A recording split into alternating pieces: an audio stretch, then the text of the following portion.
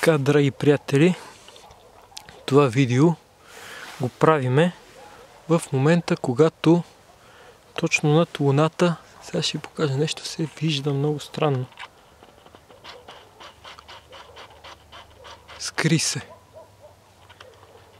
наистина имаше нещо, обаче, което точно когато снимахме видеото, точно в дясната страна, не знам дали се видя на видеото, се видя нещо, което е доста странно и затова ние снимаме това видео.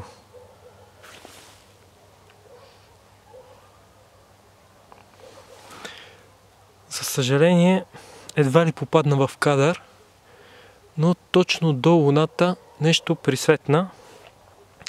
В момента снимам това видео като доказателство за съществуването и несъществуването на извънземни същества и почти имах възможност да заснема извънземно същество.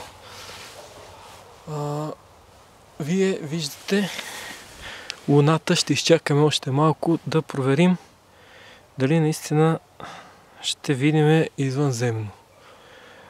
Заедно с Луната. Наистина много ме яд, защото можех да го запиша точно когато мръднах и странният летящ обект просто изчезна.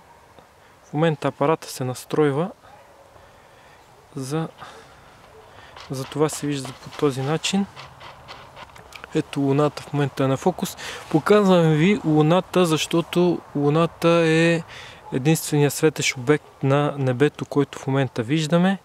Снимаме с доста такъв силен обектив, специално за сайта ufoport.com. Много се надявам наистина това извънземно, което преди малко видях, да се появи отново около Луната или поне нещо подобно да можем да видиме. Какво още ще ви кажа? Значи в момента оглеждам небето, ако се появи нещо, веднага ще ви го покажа. Но за сега все още няма нищо такова, което да се е появило. Добре, тогава аз ще изключа видеото, ако има нещо, след малко ще го запиша.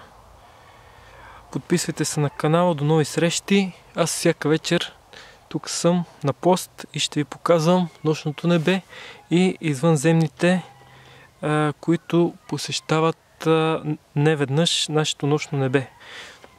До нови срещи, подписвайте се на канала и лайкайте това видео. Чао!